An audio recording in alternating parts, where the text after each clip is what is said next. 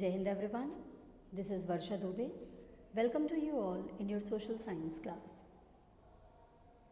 Student, through the last videos we have discussed the idea of all prominent philosophers, Robert Owen, Louis Blanc, Karl Marx and Friedrich Engels. इन सब की philosophy हमने पढ़ी पिछले कुछ videos में.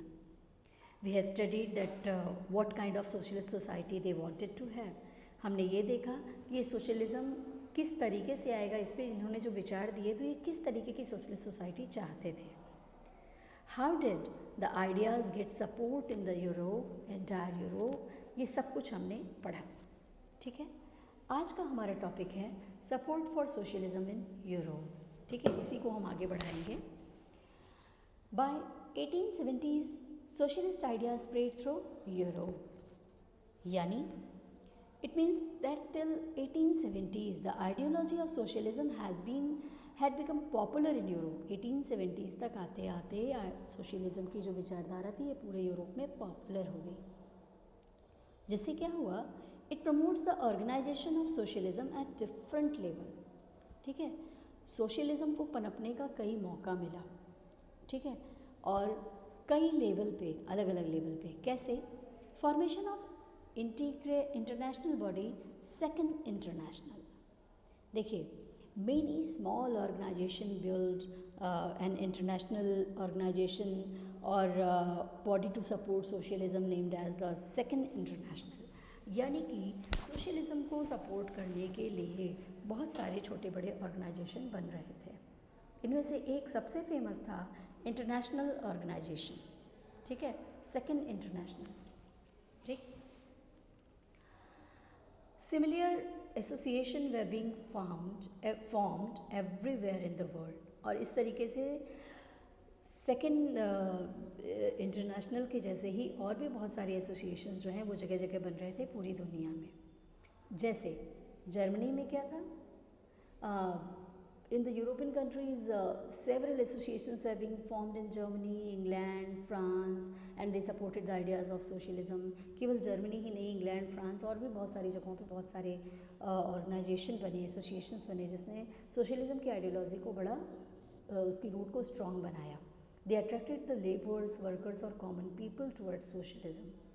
जितने भी लेबर थे वो सब के सब, लेबर क्लास, वर्किंग क्लास या गरीब लोग, वो इसकी तरफ अट्रैक्ट हुए.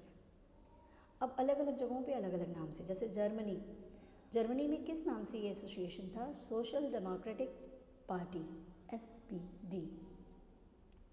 इन Germany these organisation were working closely with the social democratic party, SPD के साथ मिलकर के ये काम कर रहे थे. And helpful it win parliamentary seat. और इतनी सशक्त हो गई बाद में कि इसने कुछ संसद में कुछ सीटों पर भी विजय पाई. ठीक है, वहाँ भी अपनी जगह बना ली. इंग्लैंड की बात करें, लेबर पार्टी 1905 में. In Britain socialist and trade unionist form the labour party इन 1905. जितने भी ट्रेड यूनियन जो लोग थे, जो ट्रेड यानी व्यापार से जुड़े हुए, इन्होंने क्या किया? लेबर पार्टी का ऑर्गेनाइजेशन किया 1905 में. It means all the organization which supported socialism, now they were working with labor party. यानी जितनी भी एसोसिएशन और ऑर्गेनाइजेशन जो सोशलिज्म को सपोर्ट करने वाले छोटे बड़े वहाँ काम कर रहे थे, उन सब ने मिलकर के सपोर्ट किसको कर दिया? लेबर पार्टी को. Now one thing you will have to notice here that all these organizations tried to gain support of political party so that they could attain the power. अब आपको एक चीज़ लग रही होगी कि बार बार मैं यहाँ पॉलिटिक्स, पार्लियामेंट इसकी बात क्यों कर रही हूँ? क्यों? क्योंकि हर छोटी बड़ी पार्टी एसोसिएशन का मकसद क्या था? पॉलिटिकल पावर को गेन करना. पॉलिटिकल पावर क्यों चाहते थे? क्योंकि अगर पॉलिटिकल पावर आ गया तो वो अपने अकॉर्डिंग लॉ फ्रेम कर पाएंगे, उसको इम्प्लीमेंटेशन उसका करा पाएंगे, उसको पास करवा पाएंगे. ठीक है, फ्रांस की बात करते हैं. फ्रांस में सोशलिस्ट पार्टी थी. In France all organisation work with the socialist party. सारी जो ऑर्गेनाइजेशन थे वो सोशलिस्ट पार्टी के साथ काम कर रहे थे. ठीक, these socialist association fight for better living and working condition, sets up funds to help members, demanded and reduction of working hours to right to vote. देखिए, इसको आराम से समझिए. राइट टू वोट पे ध्यान दीजिएगा. Usually all the political parties have their manifesto और agenda. ठीक है, हर पॉलिटिकल पार्टी का चुनाव के पहले आप देखते हैं ना, वो कुछ प्रॉमिस करते हैं, एक एजेंडा लेके आते हैं। आप न्यूज़ में सुनते भी हैं इस एजेंडे पे इस बार का इलेक्शन है। एजेंडा मतलब क्या होता है? आइडियोलॉजी, विचारधारा। ठीक है, in the same manner all these socialist association also have some principles. ठीक उसी तरीके से ये जितने भी एसोसिएशन बने, चाहे वो सेकेंड इंटरनेशनल हो या एसपीडी हो या फिर लेबर पार्टी हो, इन सब का कुछ एजेंडा था, प्रिंसिपल्स था, सिद्धांत था। क्या था? They fight for better living condition of the workers, they set up funds to help its member in their hard time. इनका मेन मोटिव का क्या था? इस्टेब्लिश होने का, वर्कर्स की कंडीशन को इम्प्रूव करना। इन्होंने क्या कहा? ये they set up funds to help its member in their hard time, कि वर्कर्स को अगर कभी उनके ज़रूरत के समय में ज़रूरत पड़ती है पैसे की, तो मिल करके ये लोग फंडिंग, यानी महीने के कुछ अमाउंट फिक्स थे, हर कोई फंड उसको जमा करता था, और जब जिसको ज़रूरत पड़ती थी वर्कर्स में से, वो उसको ले सकता था, उसकी हेल्प हो जाती थी कर्ज के रूप में। They demanded for limited working hour with better wages, but they were failed to fulfil their agenda. लेकिन इन्होंने और क्या बात की? लिमिटेड वर्किंग आवर होना चाहिए मज़दूरों का, लेकिन ये सारा एजेंडा सब कुछ लाना फेल हो गया, सक्सेस नहीं हो गए। ठीक है, however till 1914 socialist never succeeded in forming a government in Europe. कह सकते हैं हम कि हालांकि before 1914 the socialist party never being part of this party, they were having a little bit of importance. 1914 तक भी अभी सोशलिज्म का डायरेक्ट इन पार्टी से कोई इन्वॉल्वमेंट नहीं था। They were having a little bit of importance, इन पार्टीज़ को केवल थोड़ा बहुत महत्व दिया जा रहा था, क्योंकि पॉलिटिकल पार्टीज़ तो बैन थी ना।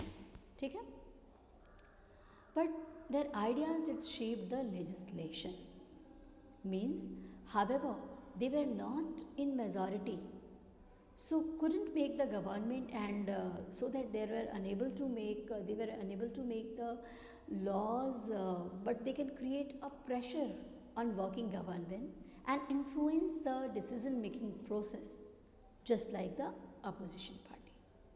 हालांकि ये गवर्नमेंट में डायरेक्ट चुन के नहीं आए, मेजॉरिटी में नहीं थे, लेकिन फिर भी क्या था, गवर्नमेंट के ऊपर, उसके डिसीजन मेकिंग प्रोसेस में ये लोग इम्पॉर्टेंट रोल प्ले कर रहे थे, प्रेशर क्रिएट कर रहे थे। जैसे कि अपोजिशन पार्टी क्या होती है?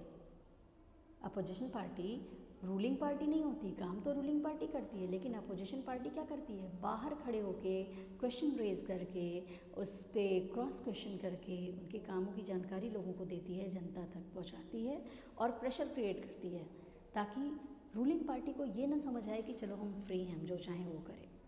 ठीक है, under the government run by conservative, liberals and radicals. ठीक है, however the government was of the liberal, radical and conservative, but they were linked with association of the socialism। हालांकि गवर्नमेंट जो थी ये कंजर्वेटिव्स की थी, लिबरल्स की थी, रेडिकल्स की थी, इनमें चेंजेस भी थे थॉट के, लेकिन फिर भी ये सब के सब किसको सपोर्ट कर रहे थे? सोशलिज्म को।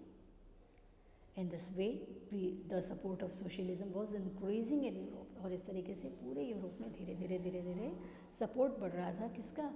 सोशलिज्म का। So student, we have finished the one part of the chapter, socialism in Europe। हमने अपने चैप्टर का एक हिस्सा पढ़ लिया। नाम था ना चैप्टर का, हमने कहा था इसको 2 पार्ट में बांट के पढ़ेंगे, तो एक पार्ट तो हमने खत्म कर लिया। Today we have studied what was socialism. हमने आज तक क्या पढ़ा? सोशलिज्म क्या है, how was the structure of the society, society कैसी थी उस समय की, what is the need of socialism, socialism हम क्यों लाना चाहते थे। Now we will start the Russian revolution in the next video. Next video में हम रशियन रेवोल्यूशन के बारे में ही पढ़ेंगे। So stay connected, keep learning, please like, share and subscribe my video, and also click on the bell icon to get notification of my upcoming video. Thank you. Jai Hind.